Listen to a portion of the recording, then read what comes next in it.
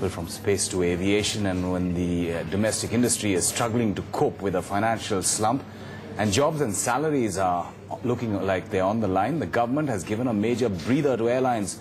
This comes after a meeting between the Aviation Minister Praful Patel and Oil Minister Murli Deora. The prices of aviation fuel will now be revised twice every month. That's once every 15 days to reflect international prices. Remember, crude oil prices have fallen over 50% in recent times. Till now, ATF prices were revised every month. The airlines have also won a reprieve on their dues to oil companies. They can clear their dues in 6 months in 6 equal installments. They've been given a credit, of 90 days. And Sandeep Hooker now joins us. Sandeep, clearly a breather for airline companies, especially since they have been asking for a bailout.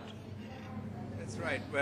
When one talks about bailout for the aviation industry, one probably doesn't talk in the same vein that we've seen in the US. The government certainly won't write a check, to be given to private airline companies. What airline companies in India specifically are looking at is the following. They want, some extended credit tenure since the oil prices are very high. At this point in time, all airlines put together, they owe about 2,926 crores to the oil companies, all the government oil companies who sell aviation turbine fuel at the airports. So the total credit of all airlines is 2,926 crores. What today the government has done is that after meeting up with all the oil companies and the airlines, they said that in the next 6 months, beginning 1st of October up to March 2009, all airlines will have to clear their backlog, clear their past dues in 6 months' time in 6 equal installments. So if I owe 600 crores, let's say, theoretically if I owe 600 crores of past dues to Indian Oil Corporation, I will have to pay 100 crores every month until March 2009. That's one thing. That's a huge breather. Given that all airlines are facing a credit crunch, this is a huge breather. That's one. The second important step that has been taken is that, oil prices in India are far too high, about 70% higher than international prices. So the government has theoretically agreed again that they will be revising oil prices every 15 days instead of, once a month. So now there will be 2 revisions within a month, and airline companies are hoping that, prices of aviation fuel will reflect the lowering prices of crude. So these are 2 important steps, I would say. And in fact, we've not heard anyone from the airline industry speak, but when I did manage to speak to Executive Director of Jet Airways, Mr.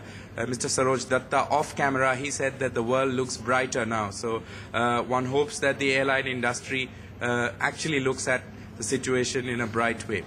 Right, Sandeep, thank you so much for joining us. Let's hope that the airline companies, but it is a bright opening for them now. And in fact, Praful Patel, after the meeting, said that this is a relief for the airlines.